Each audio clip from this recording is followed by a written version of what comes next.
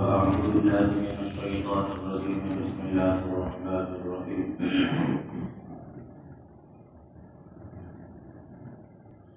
يا أيها الناس إنا خلقناكم من ذكر وأنثى وجعلناكم شعوبا وقبائل لتعارفوا إن أكرمكم عند الله أتقاكم إن الله عليم خبير.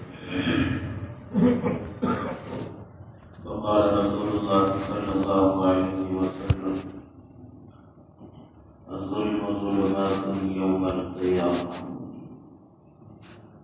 صدق الله مولانا العلي العظيم وصدق رسوله النبي الكريم ونحن على ذلك لمن الشاهدين والشاكرين والحمد لله رب العالمين.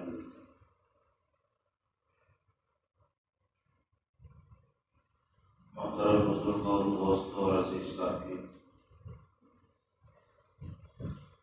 خطبے کے بعد قرآن کریم کی جس آیت کریمہ کو اور حضور پاک صلی اللہ تعالی علیہ وسلم کی جس حدیث نبوی کو آپ حضرات کے سامنے تلاوت کیا اور ذکر کیا ہے،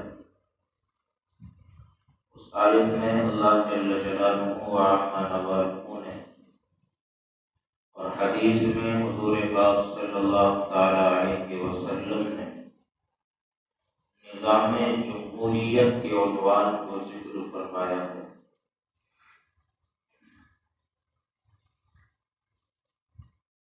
جمہوریت جس کے معنی عوامی حکومت، 2-4 دن کے بعد جو تاریخ ہے 26 جنوری کی تاریخ، نام ہے اس کا تاریخ میں یوم جمہوریہ، آزادی والا دن، عوامی حکومت والا دن، وہ دن جس میں ملک ہندوستان کے آئین و قوانین، دستور و دفعات بنائے گئے، نافذ کیے گئے اور پرانے ظالمانہ قوانین اور قواعد اور انگریزانہ دستور و دفعات کو مسخ کیا گیا، مٹایا گیا۔ تو چونکہ اس دن یہ سارے قوانین جو عوامی حکومت کی نشاندہی کرتے ہیں اور عوامی فائدے کے لیے بنائے گئے، اس اعتبار سے اس دن کا نام جمہوری دن، عوامی حکومت والا دن رکھا گیا۔ اور تاریخ میں اس دن کے عنوان سے کئی صفحات سپرد قلم، سپرد قرطاس کیے گئے، جس میں علماء کرام کا بہت بڑا اہم کردار اور رول رہا۔ علماء کرام لکھتے ہیں کہ جمہوریت کے 4 ستون، جمہوریت کے 4 پلر، جب تک وہ چاروں ستون اور پلر مضبوط رہیں گے، جمہوریت مضبوط رہے گی اور ترقی کی راہوں پر گامزن رہے گی۔ جب ان 4 ستونوں میں، ان 4 پلروں میں کمزوری آئے گی، ضعف آئے گا، تو جمہوریت میں اتنے درجے کی کمزوری، اتنے درجے کی تنزلی اور انحطاط پیدا ہونا شروع ہوگا۔ پہلا ستون انتخاب، دوسرا ستون طرز حکمرانی، تیسرا ستون عدلیہ اور چوتھا ستون صحافت۔ یہ 4 جمہوریت کے ستون ہیں۔ جب تک یہ 4 ستون مضبوط رہے، مستحکم رہے اور ان 4 ستون پر لوگوں نے ایمانداری اور امانت داری کے ساتھ کام کیا، جمہوریت مضبوط رہی، ترقی کی راہوں پر گامزن رہی۔ پچھلے چند سالوں سے ہر ستون میں رفتہ رفتہ کمزوری آنا شروع ہوئی۔ ارباب ستون نے خود ستونوں کے اندر سوراخ کرنا شروع کیے۔ ان 4 ستونوں کو سمجھیں، پھر اس کے بعد یہ 4 ستون جو جمہوری ملک کے لیے ریڑھ کی ہڈی کی حیثیت رکھتے ہیں، اس میں کس درجہ اور کہاں کہاں سے کمزوری آئی ہے، اس کو دور کرنے کی اور ستون کو مضبوط کرنے کے ساتھ جمہوری نظام کو مضبوط کرنے کی ضرورت ہے۔ جمہوریت کا پہلا ستون انتخاب۔ انتخاب کے معنی ہے چناؤ، انتخاب کے معنی ہے ووٹنگ۔ علماء کرام لکھتے ہیں کہ انتخاب میں جو ووٹ دیا جاتا ہے، ہر شہری کا ووٹ امانت ہے، اور امانت کی ادائیگی چونکہ ضروری ہوتی ہے، اس وجہ سے ہر بالغ شہری کو ووٹ دینا ضروری ہے۔ یہ بنیادی ستون ہے جمہوریت کا۔ جب تک یہ ستون صحیح سالم رہا، مضبوط اور قوی رہا، جمہوریت مضبوط رہی۔ پچھلے چند سالوں کے اندر انتخاب کا نام ہی باقی رہ گیا، اور انتخاب کی جان اور انتخاب کی طاقت ارباب انتخاب کے ذریعے سے ختم کر دی گئی۔ یہ پہلا ستون۔ دوسرا ستون جمہوریت کا طرز حکمران۔ ووٹ ڈالنے کے بعد عوام جس نمائندے کو طے کرتے ہیں، اب یہاں سے انتخاب کا عمل مکمل ہو گیا، اب دوسرا عمل طرز حکمرانی شروع ہوتا ہے، جو اس نمائندے کا کام۔ جس نمائندے کو عوام نے اپنا گراں قدر ووٹ دے کے اپنا ترجمان بنایا اور اسمبلی میں، پارلیمنٹ میں بھیجا، تاکہ عوامی شکایات کو، عوامی تکلیفات کو اسمبلی کا ذریعہ بنا کر حکومت وقت تک پہنچا سکے۔ یہ طرز حکمرانی ہے۔ جب تک یہ ستون بھی مضبوط رہا، جمہوریت مضبوط رہی، اور ہمارے علماء کرام نے جس جمہوریت کے لیے قربانیاں دی تھی، وہ جمہوریت بحال ہی باقی ہے۔ رفتہ رفتہ ہر چیز جب پوشیدہ ہونا شروع ہو جاتی ہے، پھر وہ اپنی اصل کھو بیٹھتی ہے، پھر وہ اپنی شکل و صورت بگاڑ لیتی ہے، کبھی تو زمانے کی رفتار کی وجہ سے، اور کبھی اس سسٹم میں غیر اہل اور نااہل لوگوں کے داخل ہو جانے کی وجہ سے۔ چنانچہ طرز حکمرانی والے ستون کے ساتھ بھی یہی عمل کیا گیا، ورنہ ایک وقت وہ بھی تھا جب صحابہ کرام کے پاس یہ دوسرا ستون تھا، ایک وقت وہ بھی تھا جب اسلام پر مکمل طریقے سے چلنے والے مسلمانوں کے ہاتھوں میں یہ ستون تھا، اور انہوں نے طرز حکمرانی کے باب میں وہ تاریخ رقم کی، وہ باب روشن کیا کہ رہتی دنیا تک کے لیے ان کا نام اور ان کا کام مثال بن کے ابھرا، اور قیامت تک لوگ ان کے نام لے رہے ہیں اور لیتے رہیں گے، اور ان کا طرز حکمرانی بیان کرتے ہیں۔ جب طرز حکومت کا باب کھلتا ہے تو سب سے اونچا اور سب سے اعلیٰ درجے پہ جو نام مہر کے سامنے آتا ہے، خلیفۃ المسلمین امیر المؤمنین سیدنا عمر بن خطاب المعروف بالفاروق رضی اللہ تعالیٰ عنہ۔ دوسرے مسلمان خلیفہ، دوسرے صحابی خلیفہ حضرت عمر فاروق رضی اللہ تعالیٰ عنہ، جن کی سیاست اور عدالت دونوں مثالیں ہیں۔ دن بھر سیاسی امور میں مشغول رہنے کے بعد اور دن بھر دعوتی و تبلیغی اسفار میں مشغول رہنے کے بعد عشاء کی نماز کے بعد ایک ہی کام کرتے، بھیس بدل کے، حلیہ بدل کے نکل جاتے، کبھی کسی علاقے میں، کبھی کسی محلے میں، کبھی کسی بستی میں، اور جا کے رعایا کے احوال و حالات کا جائزہ لیتے، معائنہ کرتے، اور دو دو چار چار کی مجلسوں میں بیٹھ کے یہ سننے کی اور سمجھنے کی کوشش کرتے کہ لوگوں کا امیر المومنین کے بارے میں کیا نظریہ ہے، لوگ موجودہ حکومت کے بارے میں کیا خیال رکھتے ہیں، لوگ موجودہ حکومت کے بارے میں کیا کمیاں اور کیا خامیاں محسوس کرتے ہیں۔ وہ ساری چیزوں کو نوٹ کرتے، دل کی تختی پہ لکھتے، پھر صبح میں آ کے دربار میں جب بیٹھتے، وہ ساری چیزیں جو غلط ہوتی اس کو مسخ کرتے، اور وہ چیزیں جو صادر ہونی چاہیے اور ابھی تک نہیں ہوتی ان کے فرمان صادر فرماتے۔ ایک رات گشت کرتے کرتے نکل گئے، ایک گلی میں ایک کوچے میں پہنچے، سناٹا ہے رات کا، چاروں طرف خاموشی چھائی ہوئی ہے۔ ایک مکان سے کسی عورت کے عشقی اشعار گنگنانے کی آواز آ رہی ہے۔ عمر فاروق رضی اللہ تعالیٰ عنہ اس مکان کے دروازے کے سوراخ سے جھانکتے ہیں تو دیکھتے ہیں کہ ایک عورت چارپائی پہ لیٹی ہے اور عشقی اشعار عربی زبان میں پڑھ رہی ہے۔ تو حضرت عمر فاروق رضی اللہ تعالیٰ عنہ کو اس لڑکی یا اس عورت کی اس حرکت پر بڑا غصہ آتا ہے، کیونکہ دور فاروقی وہ دور تھا جس میں کسی آدمی کو نہ تو حکومت وقت کے خلاف بغاوت کی اجازت تھی، نہ ہمت تھی، اور نہ ہی اللہ کی حکومت میں کسی کو کسی طرح کی نافرمانی کی اجازت تھی۔ نہ کوئی صغیرہ گناہ کرتا، نہ کوئی کبیرہ گناہ کرتا۔ ہر آدمی اللہ کی شریعت کا پابند، ہر عورت اللہ کی شریعت کی پابند ہے۔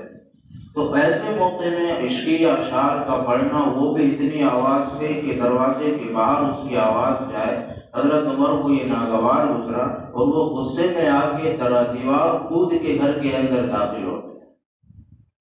جب وہ عورت دیکھتی ہے، پہچان نہیں پاتی، تو وہ فوراً ڈر جاتی ہے اور پوچھتی ہے کہ کون اور ایسے کیسے اندر۔ حضرت عمر فاروق رضی اللہ تعالیٰ عنہ چہرے سے نقاب ہٹاتے ہیں اور کہتے ہیں کہ میں امیر المومنین عمر بن خطاب۔ اب وہ عورت ڈر جاتی ہے اور وہ سمجھ جاتی ہے کہ یہ کیوں آئے ہیں، کہ میرے عشقی اشعار سن کے یہ سمجھ گئے ہیں کہ مجھ سے غلطی ہوئی ہے۔ وہ فوراً حضرت عمر سے معافی مانگتی ہے اور کہتی ہے کہ یہ مجھ سے غلطی ہو گئی ہے اور میں آپ سے معافی مانگتی ہوں۔ حضرت عمر بن خطاب رضی اللہ عنہ فرماتے ہیں کہ یہ غلطی نہیں ہے، یہ بڑا گناہ ہے اور گناہ معاف نہیں کیا جائے گا، اس کی تمہیں سزا دی جائے۔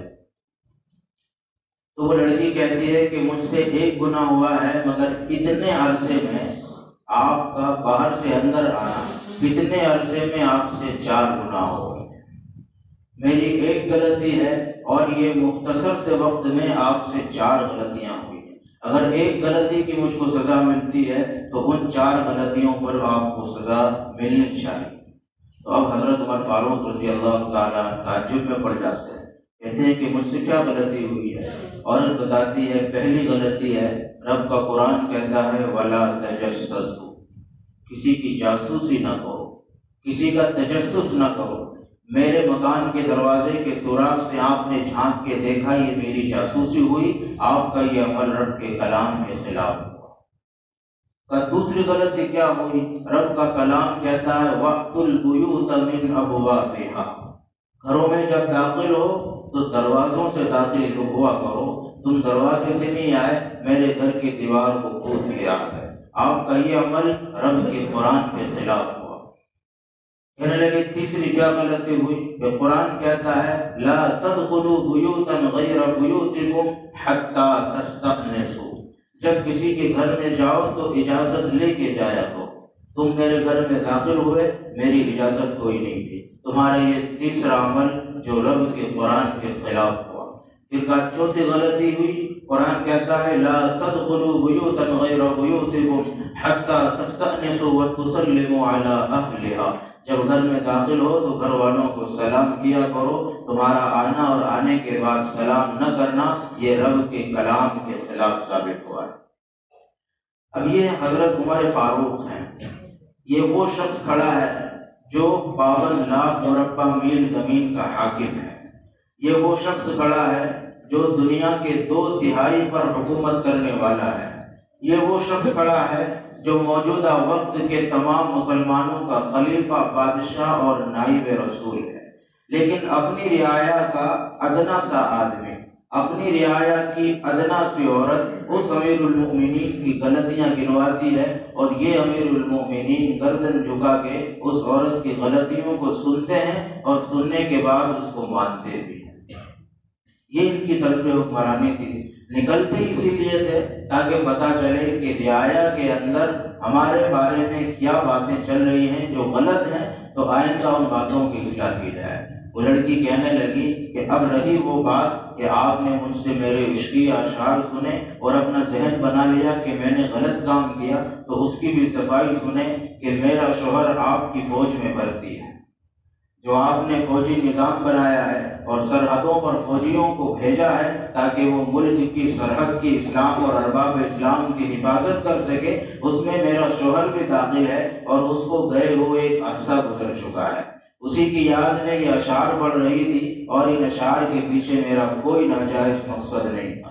حضرت عمر فوراً دبے پاؤں وہاں سے لوٹے اور لوٹتے ہی اپنی بیٹی حفصہ بنت عمر رضی اللہ عنہا کے گھر پہنچے اور جا کر کے ان سے بغیر جھجک اور بغیر شرم و حیا کے اس مسئلے کا استفتاء کیا اور پوچھا کہ یہ بتاؤ کہ ایک بیوی اپنے شوہر کے بغیر کتنے دن یا کتنے مہینے گزار سکتی ہے؟ ایک بیوی اپنے شوہر کے بغیر کتنے دن یا کتنے مہینے گزار سکتی ہے؟ حضرت حفصہ نے شرم و حیا کے مارے گردن کو جھکایا اور انگلیوں سے 4 کا اشارہ کیا۔ حضرت عمر سمجھ گئے کہ 4 مہینے کا عرصہ میاں بیوی کی جدائی کے لیے کافی عرصہ ہے۔ فوراً سارے فوجیوں کو سرحد سے بلایا اور ایک اعلان اور فرمان صادر کیا کہ آج کے بعد سے جو فوجی سرحد پہ رہے گا ہر 4 مہینے میں اس کو اپنے گھر واپس آنا ہے۔ سال میں 3 مرتبہ ان کو چھٹی دی جائے گی اور ایک محدود عرصہ اپنے گھر پہ گزارے گا، پھر اس کے بعد دوبارہ فوج میں جائے گا۔ تو یہ حضرت عمر کرتے تھے، چھوٹی چھوٹی باتیں جو رعایا سے سیکھتے اس پہ فوراً غور و خوض کرتے، اگر وہ قابل قبول ہوتی تو اس پہ قانون بن جاتا۔ یہ طرز حکمرانی حضرت عمر فاروق رضی اللہ تعالیٰ، انہی کے نام کی ایک اور شخصیت عمر ابن عبدالعزیز رحمۃ اللہ علیہ، جو سن 102 ہجری کے بعد یعنی دوسری صدی کی شخصیت ہے۔ نام ہم نام ہے، کام بھی تقریباً عمر فاروق جیسا ہی کر کے گئے، اسی لیے علماء کرام ان کو 6 نمبر کے خلیفہ مانتے ہیں۔ 5ویں نمبر پہ امیر معاویہ کا نام آ جاتا ہے، 6 نمبر پہ عمر ابن عبدالعزیز خلفاء راشدین میں شمار کیے جاتے ہیں۔ جب تک یہ حاکم نہیں بنے تھے اس وقت تک ان کی زندگی بڑی شاہانہ ہوتی تھی، بڑے مہنگے کپڑے پہنتے تھے اور خوشبو ایسے لگاتے تھے کئی کلومیٹر لوگ ان کی مہک سونگتے تھے، ان کی خوشبو، اتنے مہنگے عطر لگاتے، اتنے مہنگے کپڑے پہنتے، اگر کوئی نظر بھر کے ان کے کپڑوں کو دیکھ لیتا اس کو اتار دیتے، دوبارہ وہ کپڑے نہیں پہنتے تھے۔ لیکن خلیفہ عبد الملک ابن مروان کی وفات کے بعد اتفاق رائے حضرت عمر ابن عبدالعزیز کو خلیفہ بنایا گیا۔ شروع میں منع کرتے رہے کہ میں خلافت کے لائق نہیں، میں خلافت کا اہل نہیں ہوں، لیکن جب اتفاق رائے سے یہ خلیفہ بن گئے تو اس کے بعد یکایک ان کی زندگی میں تبدیلی آ گئی۔ وہ سارا ٹھاٹ باٹ، وہ ساری شان و شوکت اور وہ ساری زندگی ایک طرف کہ اب کہیں یہ الزام نہ لگ جائے کہ حکومت کے پیسے پہ سارا کھیل ہے، کوئی یہ نہ کہہ دے کہ ٹیکس کے پیسے پہ مہنگے کپڑے خریدے جاتے ہیں، کوئی یہ نہ کہہ دے کہ عوامی چندوں پہ مہنگے عطر خریدے جاتے ہیں، ایک دم سب کچھ ختم کر دے۔ عمر ابن عبدالعزیز کے نکاح میں مروان، خلیفہ عبد الملک ابن مروان کی بیٹی تھی، جو ان سے پہلے بادشاہ تھا، اس کی بیٹی عمر ابن عبدالعزیز کی بیوی تھی۔ جب خلیفہ بن گئے 2-4 دن کے بعد اپنی بیگم سے کہنے لگے کہ 2 چیزوں میں اختیار دیتا ہوں، یا تو باپ کی حکومت اور جائیداد کو لے لو یا عمر ابن عبدالعزیز کے نکاح کو ہمیشہ کے لیے قبول کرو۔ تو بیگم بھی عمر ابن عبدالعزیز کی تھی، وہ بھی صداقت و دیانت اور زہد و تقویٰ میں اپنی مثال آپ تھی۔ کہنے لگی کہ اس طرح کی حکومت، اس طرح کی سلطنت اور اس طرح کی دولت آپ پر ایک نہیں 100 بار قربان ہے، سارا کا سارا مال لے جاؤ، بیت المال میں جمع کر دو، اسی زہد اور اسی فقر فاقے کے عالم میں آپ کے ساتھ ساری زندگی گزارنے کے لیے تیار۔ تو عمر ابن عبدالعزیز جو بڑے اعلیٰ درجے کے خلیفہ تھے اور بہت لمبے عرصے تک انہوں نے حکومت بھی کی اور بہت بڑے رقبے پر حکومت کی، لیکن زندگی وہی سادگی والی، وہی تواضع اور عاجزی والی، وہی انکساری والی، تاکہ لوگ یہ الزام نہ لگا سکیں کہ حکومت کے پیسوں پہ سارا معاملہ چلتا ہے۔ یہ طرز حکمرانی والا ستون جو دوسرے نمبر کا جمہوریت کا بنیادی ستون ہے، یہ صحابہ نے اور صحابہ کے بعد اہل اللہ نے اس طریقے سے قائم رکھا کہ جس کو رہتی دنیا تک کے لوگ بطور نظیر وہ بطور مثال پیش کرتے رہیں گے۔ تو جب تک یہ دوسرا ستون قائم رہے گا، مضبوط رہے گا، جمہوریت مضبوط رہے گی، ترقی کرتی رہے گی، عوامی حکومت چلتی رہے گی۔ لیکن جیسے جیسے اس ستون کے اندر کمزوری آتی چلی جائے گی، طرز حکمرانی کے نقشے بدلتے چلے جائیں گے اور حکومت کرنے کے زاویے اور حکومت کرنے کے طریقے بدلیں گے، پھر اس کے بعد اللہ کی مدد، اللہ کی نصرت اٹھنا شروع ہو جائے گی۔ لوگ آج حکومت پہ، کوئی بھی حکومت ہو، موجودہ حکومت پہ بھی اس طرح کے الزامات لگتے ہیں کہ حکومت کرپٹ ہے، حکومت دھوکے باز ہے، حکومت رشوت خور ہے، ساری چیزیں غلط ہیں۔ تو علماء کرام جب اس طرح کا موضوع چھڑتا ہے تو بہت بہترین بات ایک حدیث کی روشنی میں فرماتے ہیں، اعمالکم عمالکم، تمہارے اعمال تمہارے حاکم ہیں۔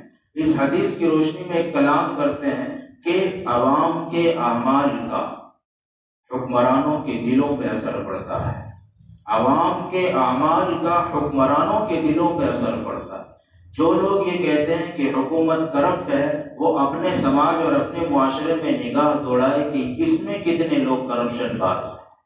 جو لوگ کہتے ہیں کہ حکومت وعدے پورا نہیں کرتی، وہ اپنے معاشرے اور سماج میں دیکھے کہ ہمارے سماج میں کتنے لوگ وعدے کو پورا کرنے والے اور کتنے وعدے کر کے ہلکی سی بات پہ زبان بے قیمت کرنے والے ہیں۔ جو لوگ کہتے ہیں حکومت جھوٹ بولتی، وہ اپنے معاشرے میں نگاہ دوڑائے کہ ہمارے معاشرے میں جھوٹ کی شرح اور جھوٹ کا فیصد کتنا بڑھ چکا ہے۔ تو جب تک ہمارے اعمال کا تصفیہ نہیں ہوگا، جب تک ہمارے دلوں کے اندر سے یہ ساری برائیاں ختم نہیں ہوں گی، اس وقت تک حکومت سے اچھائی کی، خیر خواہی کی اور اپنے حقوق کی ادائیگی کی امید رکھنا یہ بالکل غلط ہے۔ اگر ہم حکومت سے اپنے حقوق کی ادائیگی چاہتے ہیں تو جن پر ہمارے حقوق ہیں ہم ان کے حقوق کو ادا کریں۔ ہم سے پڑوسیوں کے حقوق ادا نہیں ہوتے، ماں باپ کے حقوق ادا نہیں ہوتے، رشتہ داروں کے حقوق ادا نہیں ہوتے، اور ہم امید رکھتے ہیں کہ حکومت ہمارے سارے حق ادا کر دے، تو کیسے ہوگا؟ ہمارے برے اعمال کے نتیجوں میں اللہ تعالیٰ حکمرانوں کے دل بدلتے ہیں۔